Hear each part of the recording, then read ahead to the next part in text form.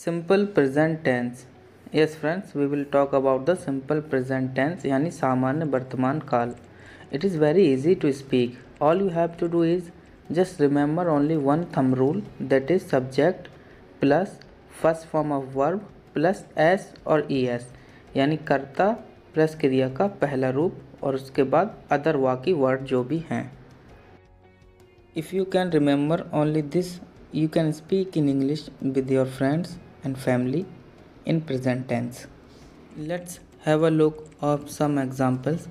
If subject is singular, then simply put s in the verb. यानी हमारा कर्ता एक वचन हो तो क्रिया में सिंपली s लगा देते हैं।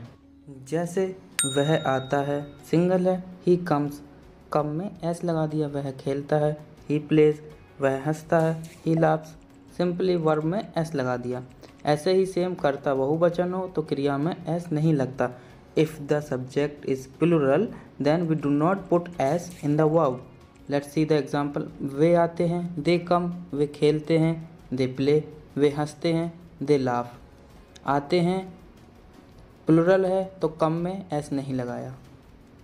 Accept this we have to remember one more thing, I और यू एक वचन होने के बाद भी इनमें इनकी क्रिया में s नहीं लगता। जैसे मैं आता हूँ, आई कम, मैं हंसता हूँ, आई लाफ, तुम आते हो, यू कम, तुम खेलते हो, यू प्ले। आई और यू दोनों सिंगुलर हैं, अब इन्हें एक्सेप्शनल कह लीजिए या सिंगुलर होने के बाद भी प्लूरल कह लीजिए, इन दोनों में ही s नहीं लगता।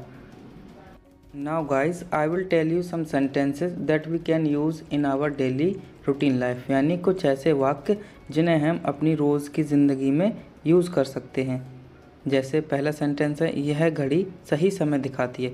ये एक ऐसा वाक्य है जिसे हम कभी भी कहीं भी यूज़ कर सकते हैं। Simple, this watch shows the correct time.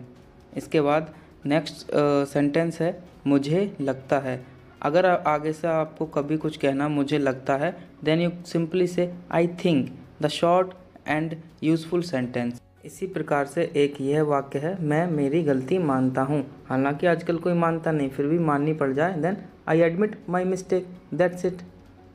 आप में से बहुत सारे लोग साइकिल से भी स्कूल जाते होंगे। अगर कभी बताना पड़ जाए, then you can simply say I go to school by cycle, that's it, no problem, not at all problem. मैं खुद को भाग्यशाली समझता हूँ। I consider myself lucky, I consider myself lucky. Please be careful and watch the sentences very carefully. लोगों को छोटा भाषण पसंद आता है। People like a short speech, people like a short speech. हमारी दुकान रात 9 बजे बंद होती है। Our shop shuts at 9 p.m.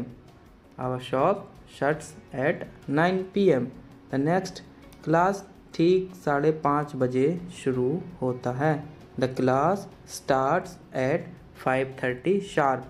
These all are the sentences that we can use in our daily routine life. Class 7 बजे ख़त्म होता है। The class finishes at 7. That's it.